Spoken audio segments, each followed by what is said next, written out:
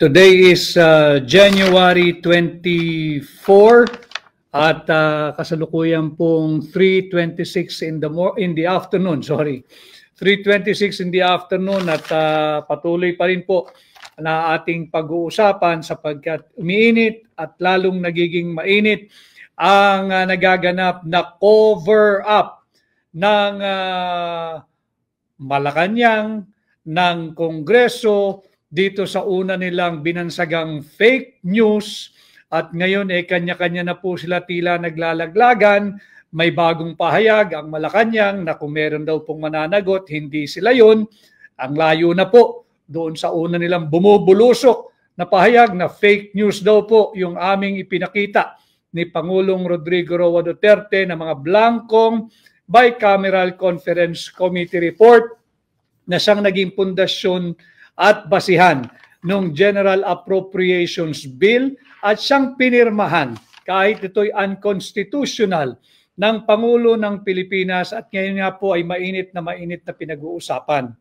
Kagaya po nung nabanggit ko ng mga ilang araw na simula pa po nung Sabado nung inilahad po at nagbigay ng kanyang expose si Congressman Sid Ungab at ipinakita din ni Pangulong Rodrigo Roa Duterte itong unconstitutional bicameral conference committee report na panay po blanco. Ang nakakatakot dito daang bilyong piso ng halaga ng taxpayers money. Pera po niyo yun daang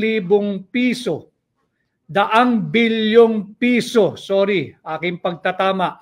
Daang bilyong piso ng pera po ninyo ay sadyang iniwang blanco. Nagkakabuhol-buhol na po ang pagsisinungaling ng mga mambabatas. May mga ayaw magpa-interview, may mga ayaw magbigay ng kanilang katugunan at punahin po natin yung pumalit sa dating chairman ng House Appropriations Committee. Yung dyan po sa Marikina, yung ating mga kababayan dyan sa Marikina, si Congresswoman Stella Kimbo, siya po ngayon ang kinatawan o chairperson ng Committee on Appropriation. Siya rin po ay nakapirma doon sa mga blankong dokumento ng Bicameral Conference Committee. Nagdipa na po ito, viral po ito sa social media, yung report din po muli ng UNTV na kung saan hinihingan siya ng pahayag at ayaw po niyang magbigay ng pahayag at dali-daling umalis, meron daw po siyang rush. Nasaan na ngayon ang angas nung chairman ng House Committee on Appropriation?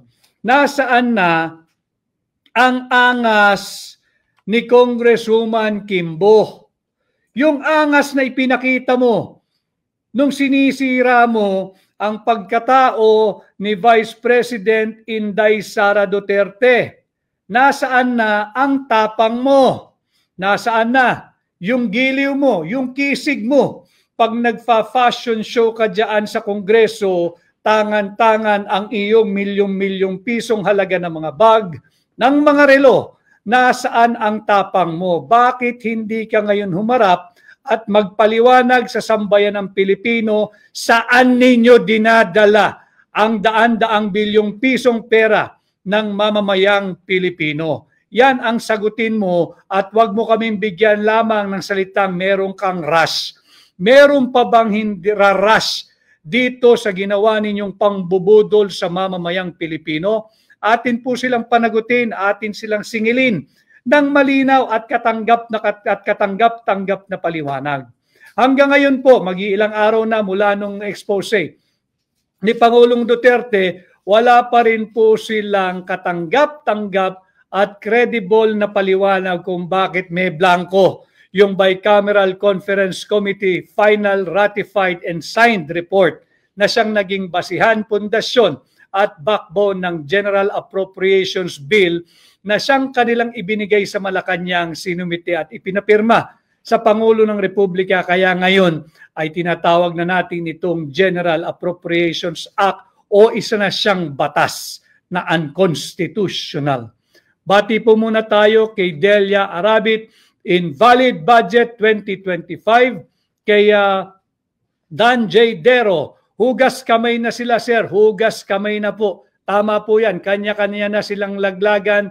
Inaabsuelto na nila dahan-dahan ang kanilang mga sarili. Kay Annalyn Basilio Abella, pwede ba yan sila makasuhan at makulong, attorney? Grabe ginawa nila, garapalan sa pera ng bayan. Maaari pong may managot dyan, maaari pong may makulong at meron talagang dapat makulong. Kinakailangan lang ho natin malaman, ma-establish, maimbestigahan.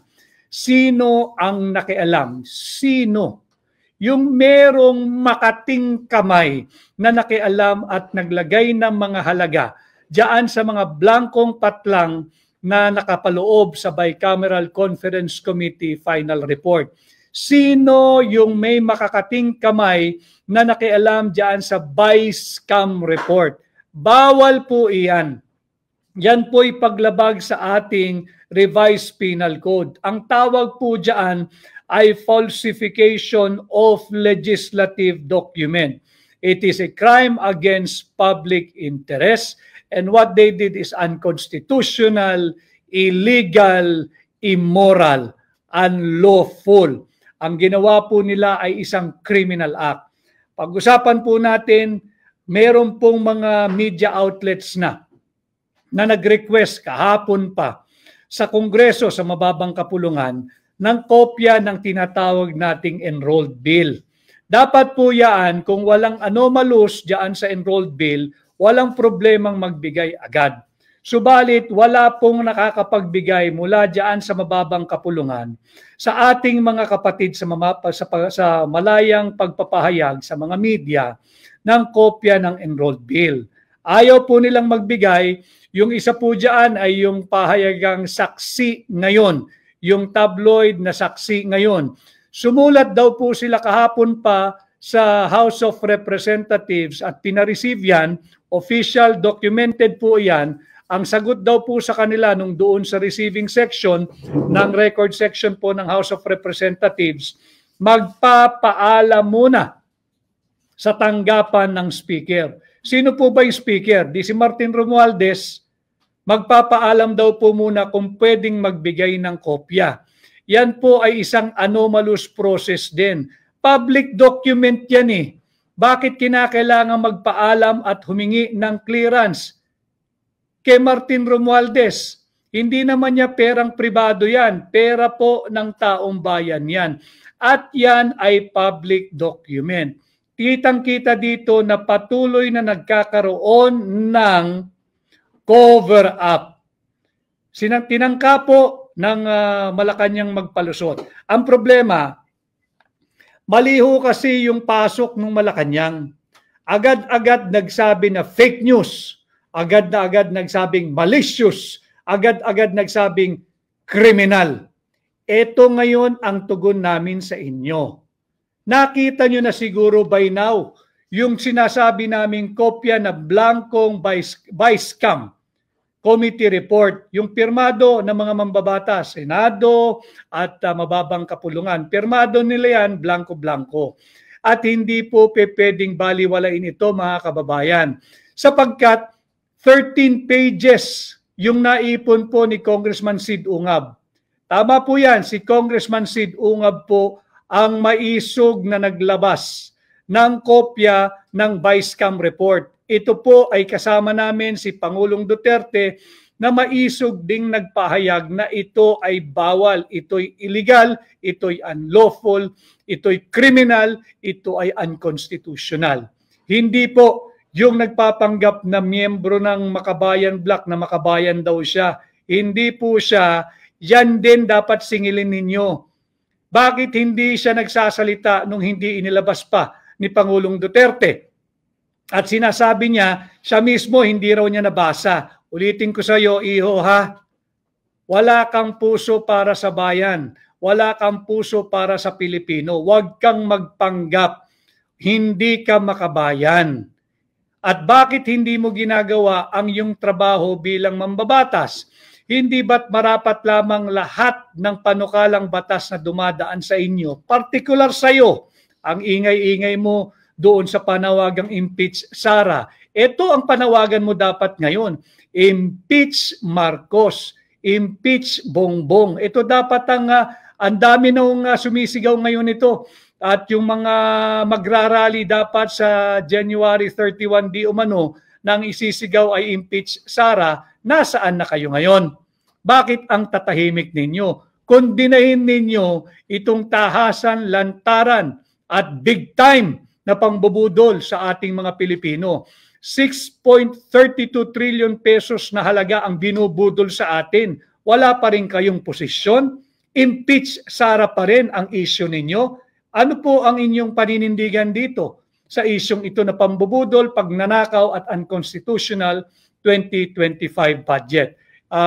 Basahin po muna natin itong si Tiramisu Cake. Dapat masample yan, mga kawatan na yan, attorney. Dapat maaksyonan na yan bago malugmok ng tuluyan ang bansang Pilipinas. Susmiyo, di biro yung ginawa nila. Hindi po talaga biro. Seryosong kaso po ito. This is a falsification of legislative document. Criminal po ang ginawa nila. Kay Colonel Afa Luna, isog dapat from Baliwag. Salamat po. Kay Rose Dror, wag natin tantanan itong budget na to. Hindi po tayo titigil hanggat hindi natin sila napapanagod. Barkadahan Forever FM. Good day po, our dear Senator Attorney Vic from Land Down Under. Please save our Philippines nating mahal. Hindi ko po kaya mag-isa ito. Magtulong-tulong po tayo. Salbahin po natin ang ating bansa, ang ating mga kababayan, ang kaawa-awang kabataang Pilipino mula sa mga tulisan na nariyan po sa Kongreso at nariyan po sa gobyerno. Ilabas po nila ang kopya ng enrolled bill. Dahil dito natin makikita yung pagkakaiba-iba ng figures. Meron pong nag-request at ito po'y nasa social media na rin. Banggitin ko lang po yung Philippine Star online. Ang sabi po nila, nag-request daw po sila ng BICAM report at sinabi po sa kanila, meron pa raw yata revisions or changes na maaaring gawin. Bawal po iyan. Another count, another round of falsification of legislative document. Hindi po pwedeng magkakaroon pa ng revision or changes diyan sa kopya ng BICAM report. Tapos na po iyan. Pirmado na po iyan. Batas na nga eh. Ito na nga yung inilalaban ng Malacanang na wala raw blanco sa GAA. Wala naman talaga nagsabing may blanco sa GAA. Ang ating hinahanap at pinapanagot, sino nagpuno ng mga blanco doon sa Bicameral Conference Committee report na aprobado, ratipikado at pirmado ng mga senador at ng mga mambabatas na bahagi ng BICAM Conference Committee. Kay Jeng Labado, God's will, manalo ka, attorney. Maraming salamat po. Bizong, hudas kamay sila. Tama po yun, naghuhudas kamay ang mga hudas. Ash Bunite, all along, totoo talaga ang sinasabi ni VP Inday. Tama po yung sabi ni Vice President Inday Sara. Hindi po talaga marunong maging Pangulo at hindi alam ang gagawin. At kay Nene Derla, good afternoon, Attorney Vic. We will support and vote for you. Ikaw ang dapat maging number 1 senador. Marami pong salamat. At yun nga ho, hindi maaring ipagbaliwala ang 13 pages na nakita at nadiskubre ni Congressman Sid Ungab na nagpapakitang merong 28 po yung ipinakita po namin sa inyo, hindi pa po kasi tapos yun. There are 28 line items doon sa Bicameral Conference Committee na blanco. 28 na blanco po doon sa Bicameral Conference Committee report. Yan po, pag total po nyo yan, daang-daang bilyong piso po ang hindi nila masagot. Humingi po ng kopya ang Philippine Star base po sa kanilang online report. Tinanggihan sila ng Kongreso o ng mababang kapulungan na mabigyan ng kopya ng enrolled bill. Humingi rin po ang saksi ngayon na pahayagan ng kopya sa Kongreso. Sumulat sila, official, metatak na na-receive. Tinanggihan din po sila at magpapaalam pa raw sa opisina ni Martin Romualdez kung pwedeng magbigay.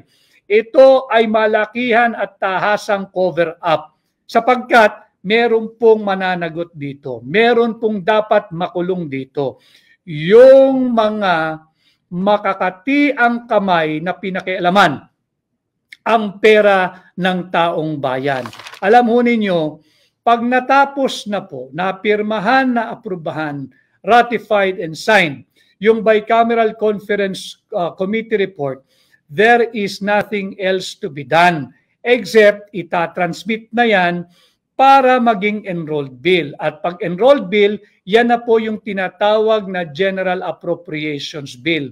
Ang tanging natitirang activity o gagawin na lamang po ay ang pag-iimprenta nito. Bawal nang galawin kahit anong line item, bawal lang galawin kahit anong halaga ng kahit na sino man dahil tapos na po yung budget process. At kung sino man yung may makating kamay na nakialam dyan, guilty po iyon, mananagot sa kasong crime against public interest, specifically Article 170 of the Revised Penal Code, yung tinatawag po nating falsification of legislative document. Paano po nagkakaroon ng falsification of legislative document? Unang-una ho, dapat merong bill. Meron po itong tinatawag nating General Appropriations Bill. Pangalawa, merong nag-alter o nakialam. Merong nagbago ng mga line items, ng mga item for appropriation, pati yung halaga ng allocated budget o ng appropriated budget. Pangatlo, yung gumalaw, yung makakating kamay, pwede po siyang babae, pwede siyang lalaki, pwede po silang grupo, kaya po natin inaalam, ay mga walang authority na galawin yung halagang yan. Wala na po, kahit kongresista ka pa, kahit senador ka pa, wala ka ng authority kasi tapos na ho. Pirmado na eh. Pirmado na. Hindi po draft yon kagaya ng unang palusot nung nagsabing draft yon. You do not sign a draft document. Draft nga eh. Pwede mo nga idiretso sa basurahan yan eh. Ito ay yung final kopya na ng Bicameral Conference Committee report. At pangapat na elemento dyan po sa falsification of legislative document, nagbago po yung kahulugan ng dokumento. Dito kitang-kita nagbago. Nagblanko po eh. Paano po nagbago? Mula sa malaking halagang daang bilyong piso, binabago po nila. Wala pong nakakaalam ngayon kung ano yung tunay na final na halaga. Kasi nga ho may nakialam.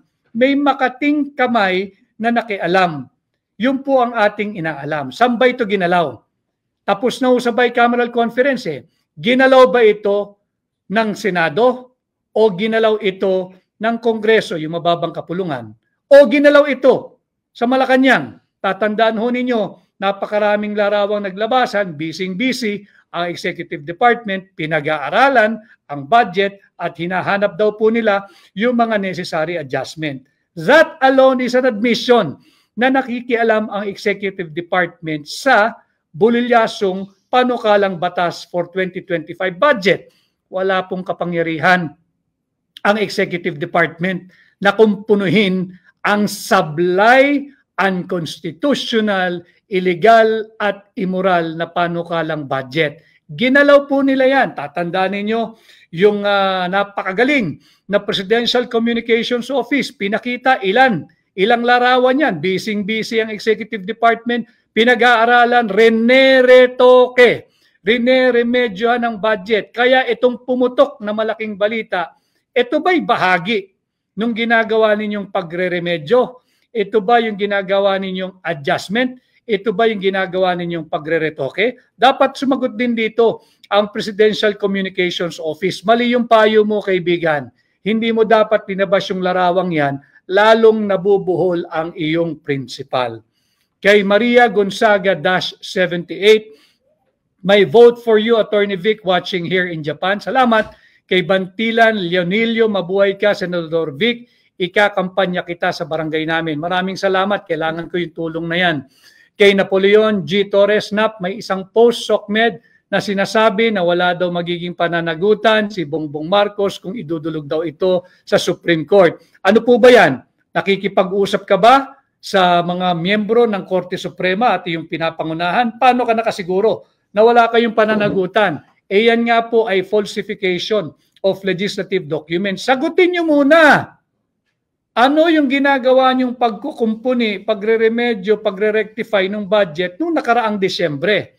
Lumabas itong blankong Bicameral Conference Committee report. Yung report po ng Vicecam na panay blanco, 13 pages and 28 line items ang nakita ni Congressman Sid Ungab, panay blanco. Hindi lamang po 3, hindi lamang po 4 yung una nang napabalita, sapagkat yun lamang po ang una naming ipinakita nung nakaraang Sabado nila Pangulong Duterte at Congressman Sid Ungab. Sapagkat medyo makapal po yung Bicameral Conference Committee report. I think more or less meron po siyang 222 pages. Sinisikap po naming ipunin lahat, but as of today, 13 pages po ang blanco dyan sa Vicecam report at 28 line items po ang blanco, ang allocation o appropriation. Ito rin ba ang i-final nila at naging enrolled bill, yung tinatawag nating GAB? Ulitin ko hindi natin pinag-uusapan dito yung GAA, yung General Appropriations Act. Ang hinahanap natin dito, paano nagkaroon ng laman yung mga blanco doon sa GAA. Bakit nagkaroon ng halaga pagdating sa GAA? Kaninong makating kamay ang nakialam dito? Sinong kumumpuni nito? Sinong nagretoke nito? Sinong nagremedyo nito? Wala ho kayong kapangyarihan. This is a clear case of altering a legislative document without authority. Sino ito? Babae ba siya? Ito po talagang hulaan natin. Babae ba siya yung makating kamay? Lalaki ba siya? O grupo ho kayo? Kinakailangan alamin natin yan. Panagutin natin sila. Meron bang 4th chamber? Meron bang 4th house? At kung merong 4th chamber or 4th house, illegal po iyan, unconstitutional po iyan, criminal po iyan. Okay, click stationable. I'm from Melbourne, Tornevik, and I just wanted to say you're the only one who blogs so sharply in layman's terms, making complex knowledge accessible to everyday people. Click stationable. Ito po ang dahilan kung bakit ako nagkaroon ng diretsong pakikipag-ugnayan sa inyo. Bukod do sa paghahatid ng tamang impormasyon, sinisikap ko po na maging na maintindihan ng ordinaryong Pilipino yung mga usaping panlipunan na mahalaga at dapat tayong lahat ay may pakialam, dapat lahat tayo ay may tinig at dapat tayo ay magpahatid kung ano po ang ating saloobin. Whether kayo po ay sang-ayon sa aking mga ginagawang pagpapaliwanag dito o hindi, welcome naman ho kayo. Pati po yung mga trolls, welcome ho kayo dahil kinakailangan nyo rin naman sigurong kumita at kinakailangan nyo mag-uwi ng makakain sa inyong hapagkainan. Maliman ang inyong pamamaraan, rinerespeto ko ang inyong opinion. Kay Zian Laude, si Kimbo po ba nag-answer sa blank? Iyon nga po ang ating katanungan. Babae ba siya? Lalaki ba siya? Grupo ba sila? Kay Kaduwe Vlog, Solid Vic Rodriguez for Senator from Bicol and Tondo. Brenda Kimpan, i-death penalty sa mga kawatan. Yan po ang aking isinusulong bilang senador ninyo. Ibalik natin ang death penalty sa kasong plunder. At because of this development, talagang sinasalaula po nila yung taunang budget. Winawalang hiya po nila ang talino at intelihensya ng sambayan ng Pilipino. Yinuyurakan po nila ang ating saligang batas. From 50 million pesos, sisikapin ko pong isabatas, amyenda ng plunder law, ibaba po natin ang threshold. Hindi na po 5 million. From 50 million, ibaba na po natin ng 1 million pesos dahil talagang talamak na. Lantaran na, harapan na ang ginagawang pambubudol sa atin ngayon dito sa ilalim ng Bongbong Marcos administration. So balik po tayo. Hamunin natin sila, magingay po kayo. Ilabas ang kopya ng enrolled bill. Sapagkat from BICAM, pag inaprubahan na po yan at aprobado po yan, ratipikado, pirmado ng parehong contingent, yung contingent po ng Senado at contingent po ng House of Representatives. Pirmado po nila, hindi po draft yan. Blanco. Ang daming blanco, 13 pages. 13 pahina po nagpapakitang blanco sa 28 line items po ang blanco. Ang naipapakita pa lamang po natin ay 3 or 4 na blanco at ito po ay yung mga ahensya sa ilalim ng Department of Agriculture. Kaya nga ho sabi ko, talagang hindi natin matutugunan ng food security dahil makikita mo, sa BICAM report pa lang, tinitira na yung budget ng mga ahensya sa ilalim ng Department of Agriculture. Panay blanco. At sigurado po ako, nakakatiyak ako, wala pong otoridad yung makating kamay o mga kamay na nakialam dyan. Tapos na po yung BICAM report, blanco nga ang ginawa At yung palusot, singilin natin, ngayon nananahimik yung isang senador na sinabi niya, binasa niya at ipinagkatiwala na lamang niya sa kanyang mga staff na punan yung blanco. Magpalit ho kayo ng pwesto ng iyong staff. I-demote mo yung sarili mo at yung staff mo na nagbabantay ng Bicameral Conference Committee report na dapat trabaho mo, i-promote mo. Siya ang gawin mong senador at ikaw ang dapat staff niya para magsipag ka naman. Kaya ka na riyan, binabayaran ka, sumasahod ka mula sa kaban ng bayan, mula sa buwis na binabayad ng mamamayang Pilipino para gampanan mo ang trabaho mo. Hindi ka kasi pwedeng tugis ka lang ng tugis doon sa issue ng Pogo. Wala ho tayong pakialam diyan sa kaso ni Alice Guo. At tandaan ho nyo, yung mayor ng Bamban, lahat po yan siniyasat nila, pati nga yung birth certificate napakasela nila sa dokumento pati passport, pati sa kung saan nag-aral, anong eskwelahan ng elementarya, sinong kaklase mo, bakit itong budget hindi mo binasa? Akala ko ba ganyang kakasinop bilang mambabatas? Yan yung imaheng pinoproject mo. Bakit dito sa 6.32 trillion budget, tila nabulag ka? Naging pipi ka rin at nagsisinungaling ka pa na wala kang nakita na blanco dyan sa Bicameral Conference Committee report. Talagang wala kang makikita kasi hindi pa tapos, pinirmahan mo na. Yun ang nagiging assumption ng sambayan ng Pilipino. At yung reporter ng UNTV, hindi rin ho natin siya pwedeng hindi babanggitin dahil itong reporter na ito, maisog ito At sa pagiging maisog niya, wag kang masisiraan ng loob. Ginawa mo lang yung tama, ginawa mo lang yung trabaho mo. Si Asher, basahin ko lang para hindi ako magkamali yung pangalan nito. Si, hanapin ko lang linista ko yung pangalan nito Itong maisog na reporter po ng UNTV. Siya po kasi yung unang nag-report na kumuha siya ng kopya sa Kongreso. Sa Senado, sa Senado. At yung kopya po niya sa Senado ay parehas na parehas doon sa ipinakita namin ni Pangulong Duterte. At doon sa kopyang nakita niya, talagang blanco. Si Asher Cadapan Jr. Asher Cadapan Jr. ng UNTV, mabuhay ka. At kayo naman, UNTV, proteksyonan nyo itong si Asher Cadapan Jr. Panindigan ninyo yung kanyang tamang report sa ngalan ng pagiging miyembro ninyo ng media o Fourth Estate. Ano ba trabaho ng media? Ito ay upang labanan ang pagmamalabis ng mga nasa katungkulan, upang balansihin ninyo yung pagmamalabis ng mga nasa kapangyarihan. Yan ang dapat na ginagawa o papel na ginagampanan nung tinatawag nating miyembro ng Fourth Estate. Evergreen, Attorney Vic, my Senator, marami pong salamat at kay si Boy Pirma. O nga si Boy Pirma, kailangan natin harapin pati kung sino si yung Aling Pirma. Sigurado meron dyan at kinakailangan nating panagutin. Kay Andy Hetchanova, Attorney Vic, my idol, inuubos na po nila yung Kaban ng Bayan. Last year pa nila inuubos to at noong 2023 pa. Para kung mapatalsik man sila, may baon na sila kahit ilang dekada pa ang dumaan, hindi sila maghihirap. Hindi na po maghihirap yan sa dami ng nakuha nila. Kay Mayo Sunyo, baka kasabwat din ang, hindi po, wag po muna nating husgahan ang Korte Suprema. Hindi po kasi sila kasali sa budget process. Ito po yung trabaho ng Legislative at saka ng Executive Department.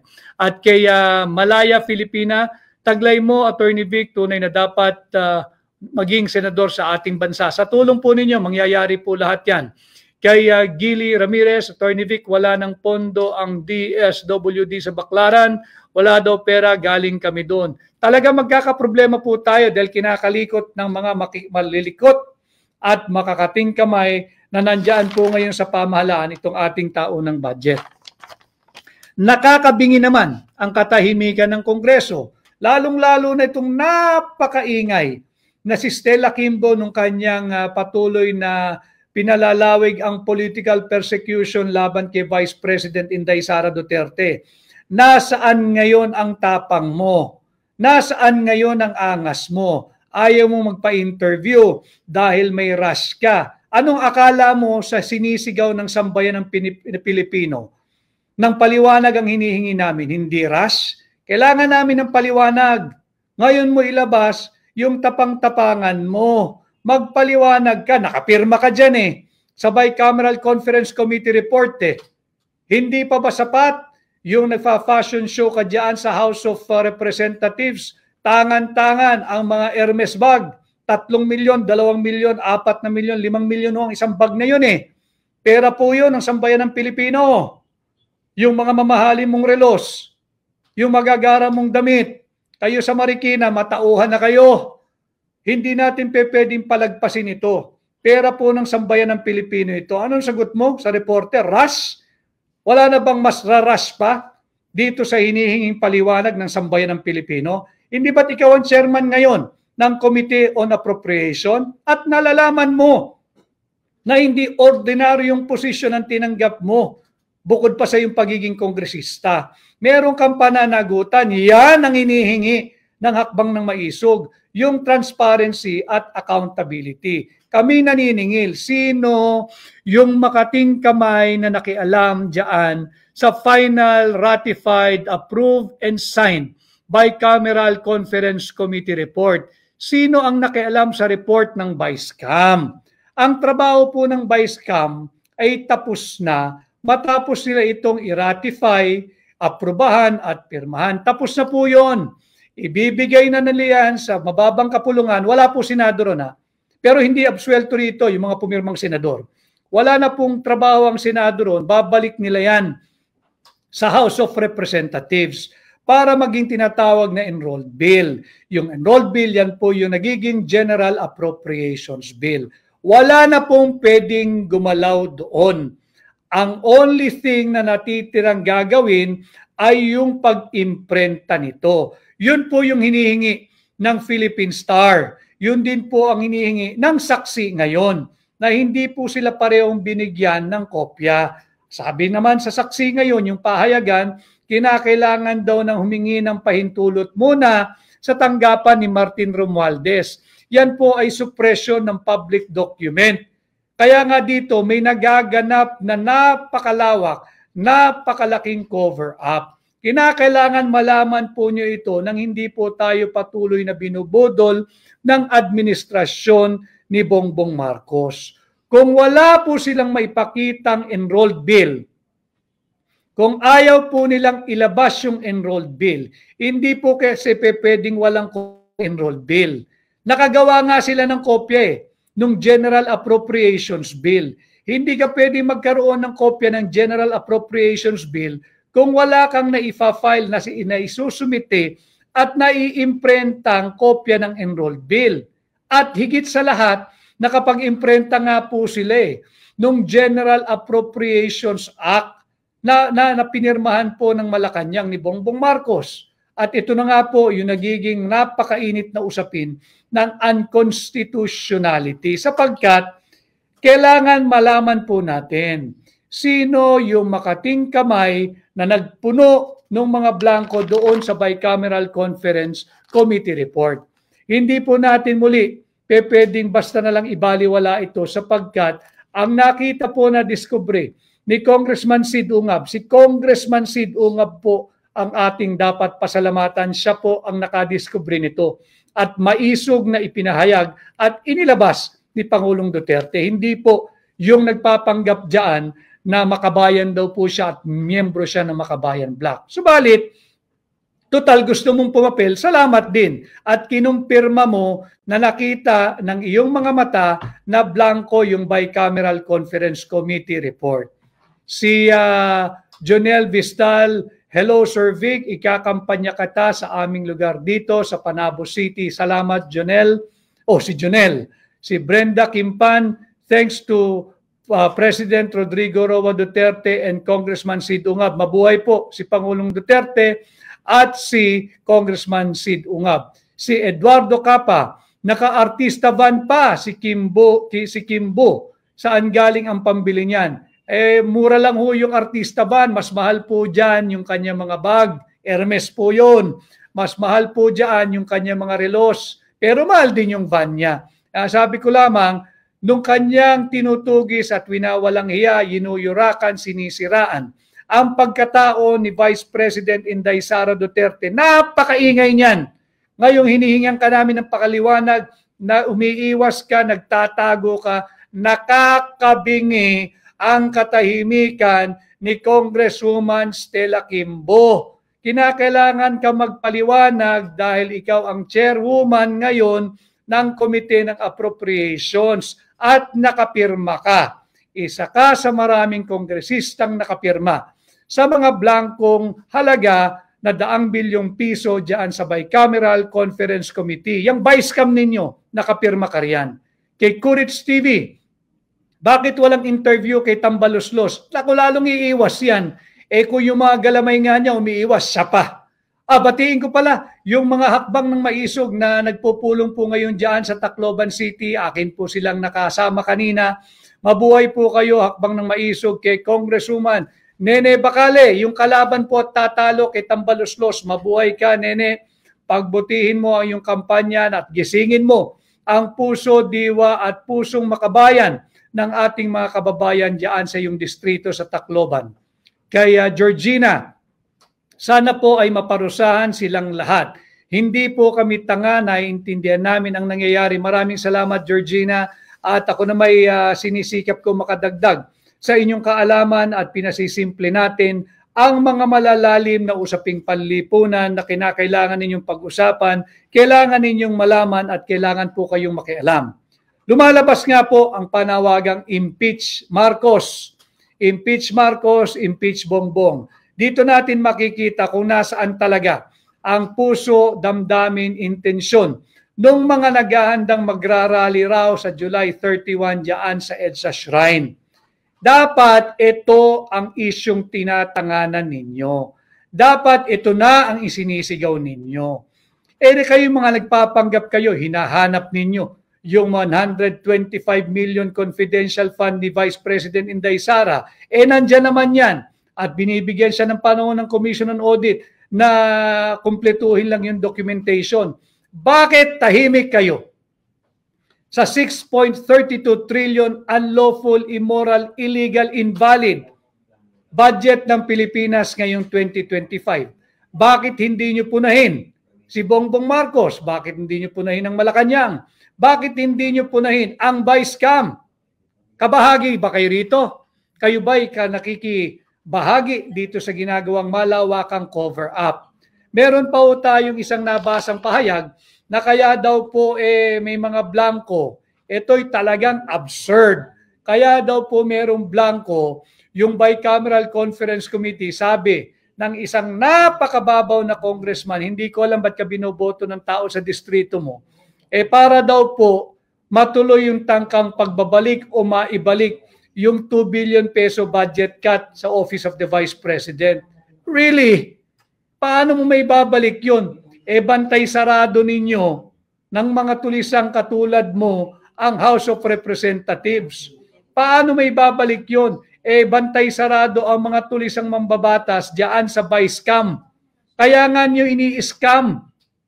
Kaya nga ninyo binubudol patuloy ang sambayan ng Pilipino. Ito ho ay dapat nating pag-usapan. At naglabas na rin kani-kanina lamang ng pahayag ang Malacanang na kung meron daw pong mananagot at dapat managot diyan sa Vicecam report na yan at sa unconstitutional 2025 budget, hindi daw po ang Malacanang. Tila ang sinasabi, wag nyo kaming tingnan, wala kaming pananagutan. Yan na kasi ang hirap. hindi ninyo iniintindi yung mga usaping inyong tinatalakay at sinasagot. Masyadong mabilis ang paghusga na fake news, malicious at criminal. Ngayong lumilinaw at palinaw ng palinaw na hindi namin sinabing blanco ang GAA, lumilinaw na kayo ang fake news. Subalit, ilang araw ko na rin naman tinutulungan at binibigyang buhay yung panawagan ng Malacanang na labanan ng fake news. Ang linalabanan po natin ng fake news, yung fake news nila. Wala po kaming sinabing blanco yung GAA. Kayo ang dapat magpaliwanag. Saan galing yung mga halaga na nakalagay ngayon sa GAA? Malinaw, ang dami na nagpatunay, ang dami nang nagpakita. At sa mga darating na araw, hinihimay lang po namin, ipapakita ko po sa inyo yung mga 13 pages at 28 line items na bakante. Bukod po yan doon sa pinakita na natin sa NIA, yung National Irrigation Administration. Bukod po doon sa bakante sa PCA, yung Philippine Coconut Authority. Marami pa pong blanco, 4 pa lamang po yung naipapakita natin, meron pa pong 24 items na blanco. Ilalabas po natin yan. Kay Manding Emma, mabuhay ang Team Maisog, mabuhay ang Maisog. Ipakulong lahat na sangkot, lahat ng mga buhaya at bangag sa Pilipinas. Kay Flor Picar, Senator Vic, okay na po ba yung disqualified ni Nene? Linalabanan pa po ni Nene Bacale yung illegal na pagtanggal sa kanya ng COMELEC. Ang COMELEC ay patuloy rin pong nagpapagamit dito sa mapang-abusong administrasyon. Dapat po ang COMELEC ay independent. Pero nalalaman naman natin kung saan nanggaling yung chairman ngayon ng COMELEC. Hindi po ako natatakot magsalita rito kahit ako'y kandidato. At dapat talaga na pinag-uusapan natin kahit po masela ng usapin, kahit po sinong tamaan, sapagkat obligasyon po ng bawat Pilipinong makialam. Hindi tayo pwedeng hayaan natin ang pang-aabusong nagaganap sa ating bansa kahit natahasan na tayong binubudol ng Marcos administration. Meron din pong ipinakaiusap sa akin, banggitin lamang daw po natin, maiksi, yung bulilyasong anti-teen pregnancy bill. Meron na po tayong linabas na pahayag dyan nung nakaraang Sabado or Biyernes pa ho yata, naglabas na tayo ng pahayag. Ang sabi ko nga, hands off on our children. Hands off on the Filipino family. Hands off on our money. Yung ito pong hands off on our children, mantakin po ninyo yung title na anti-teen pregnancy bill. Sa loob po nun, pag binasa ninyo ng napakaselan, magtuturo na po sila ng sex education sa 4 years old. Sinong matinong pag-iisip ang tuturuan mo ang isang musmus na 4 years old tungkol sa sex education? You do not have to legislate yung pagdidisiplina at paghubog sa mga anak naming mga magulang. Hindi po lahat ng problema ng ating bansa, hindi po lahat ng mga magagandang layunin ay kinakailangan gamitan natin ng legislation. Huwag niyo pong panghimasukan yung natural right of the parents na hubugin ang kanilang mga anak, yung kanilang pag-uugali, yung kanilang values, yung kanilang talino, at yung kanilang nalalaman.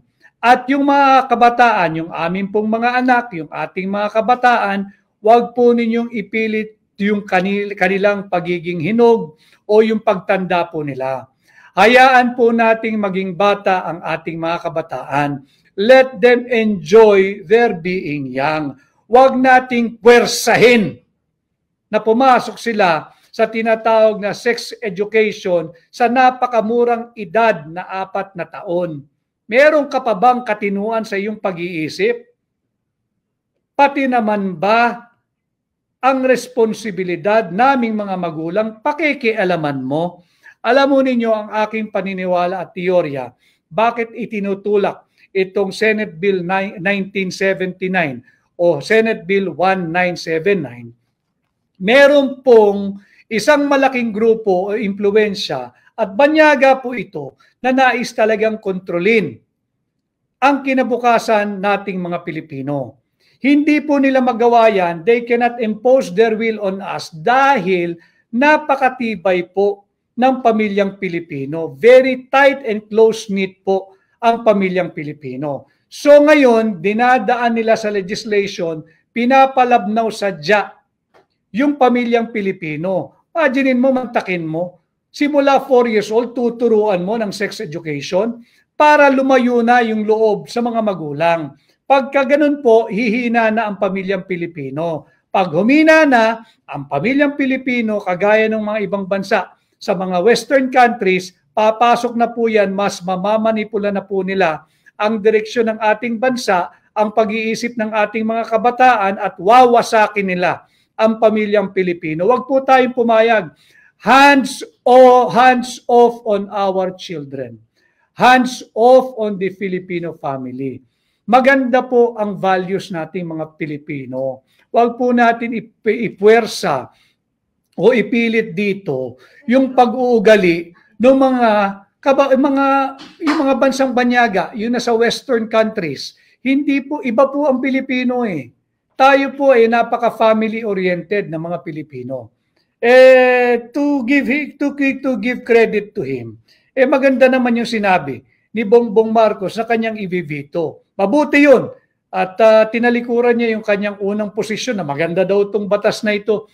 Tama yung posisyon mo, ibito mo, sapagkat ito, sisirain ito ang sambayan ng Pilipino. Sisirain ito ang pamilyang Pilipino at higit sa lahat at nakakatakot, wawasakin nito ang magandang pag-uugali at pag-iisip na magagalang ng kabataang Pilipino. Huwag po tayong pumayag, patuloy po kayo mag-ingay kagaya dito sa budget.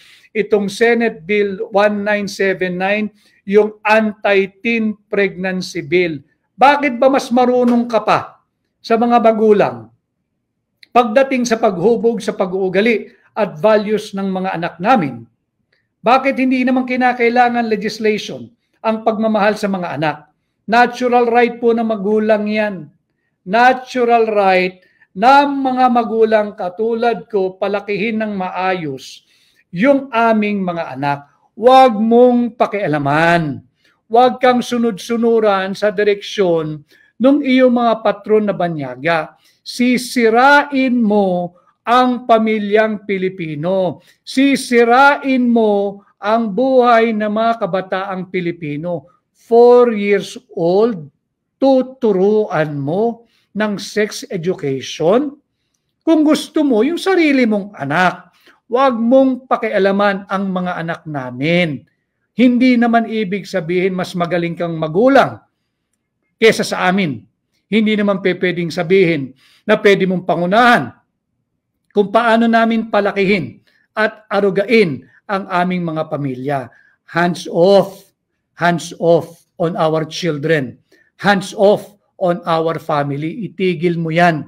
Kung gusto mo, pakialaman mo yung sarili mong pamilya. Kung gusto mo, turuan mo yung sarili mong anak, o kung malaki na, o kung wala kang anak, yung sarili mo sigurong mga pamangkin, o yung apo mo, kahit 4 years old, kung gusto mo kahit 3 years old, turuan mo ng sex education. Pero wag mong idamay ang mga anak namin.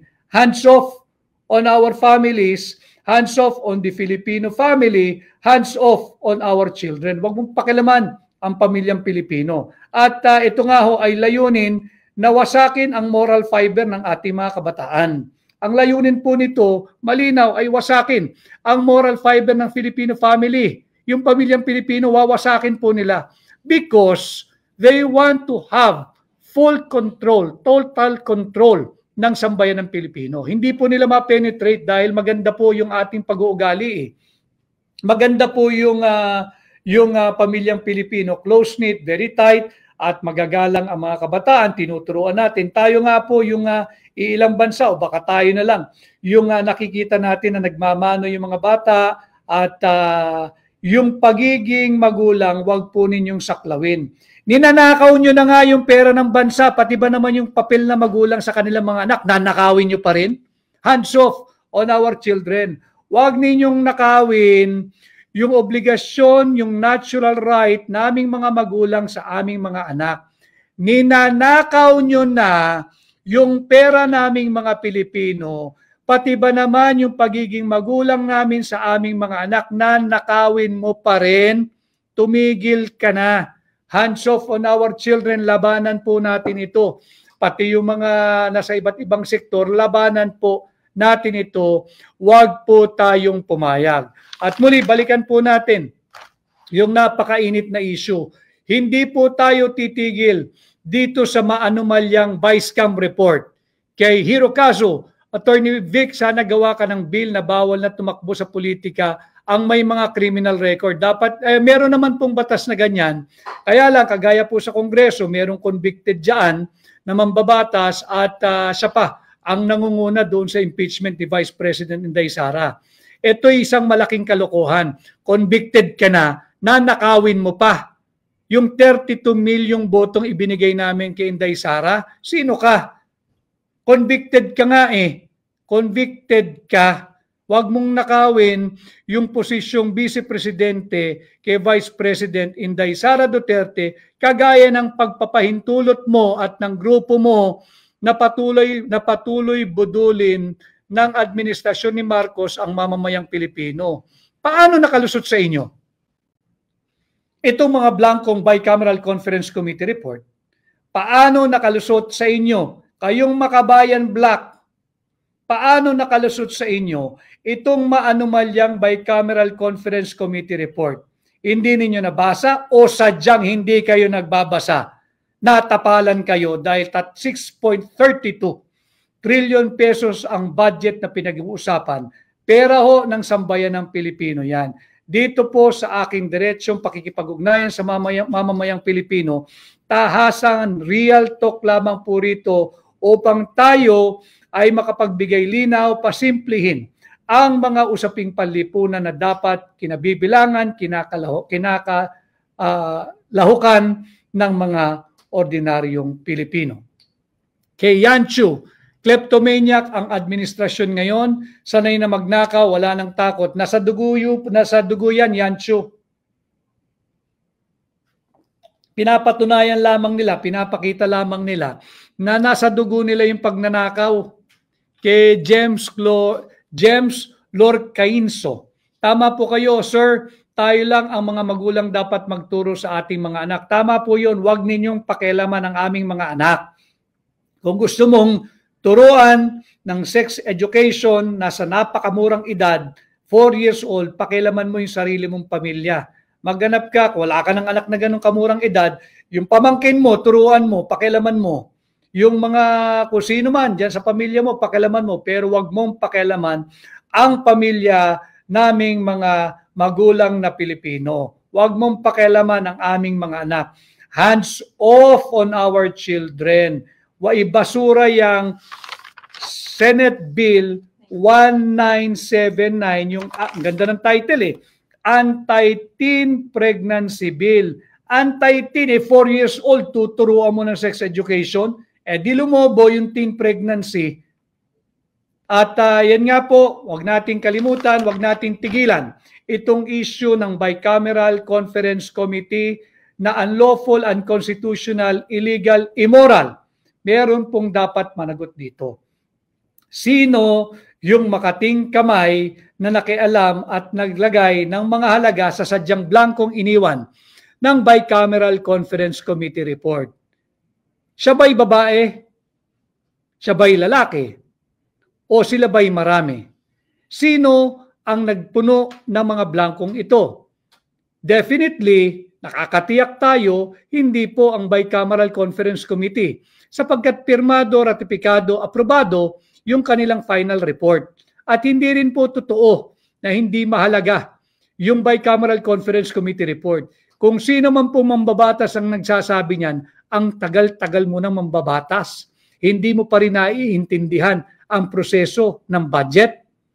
Bakit ka papabalik-balik dyan kung hindi mo nauunawaan ang budget process? Yan po ay kasunungalingan.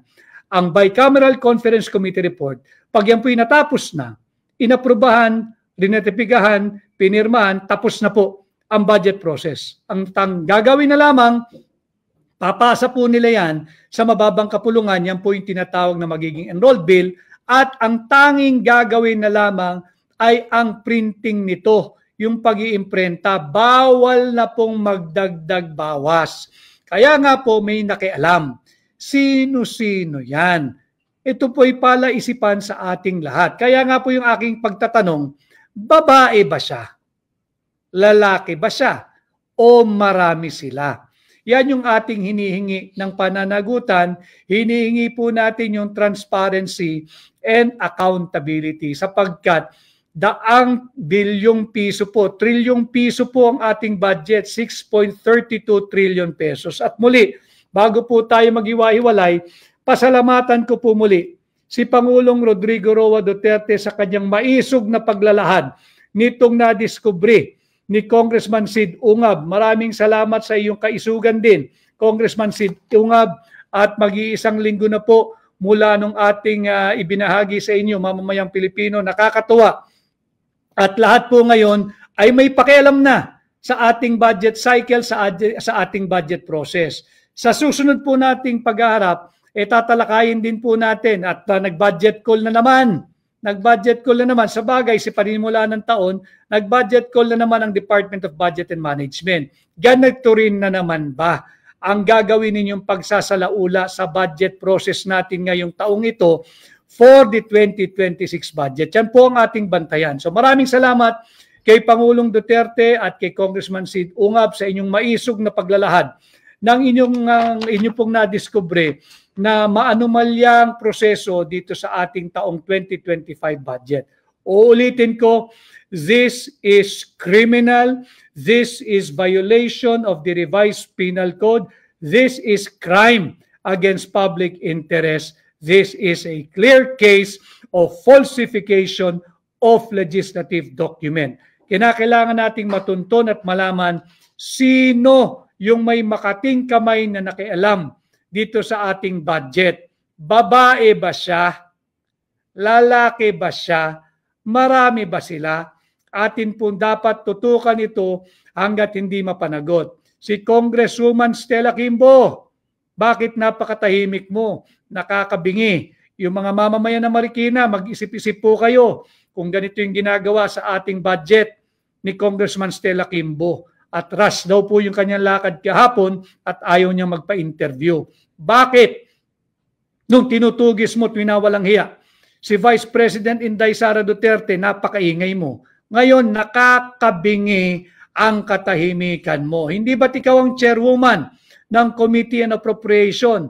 Nasaan ngayon ang tapang mo? Nasaan ngayon ang pagiging bibo mo? Akala ko ba magaling ka sa budget? Akala ko ba magaling ka sa finance? Humihingi kami ng paliwanag. Bakit ka pumirma sa isang blankong final bicameral conference committee report? So muli mga kababayan, patuloy po tayo maisog, singilin po natin at humingi po tayo ng transparency and accountability dito sa gobyerno ni Bongbong Marcos at yung mga kababayan natin na nagtatangkang magsagawa ng isa na naman pagkilos sa January 31. Mag-isip-isip po kayo. Ang isigaw po ninyo ay impeach Marcos. Lumalakas ang panawagang ito, impeach Bongbong. At wag po tayong magbulag-bulagan sa higit na malaking issue.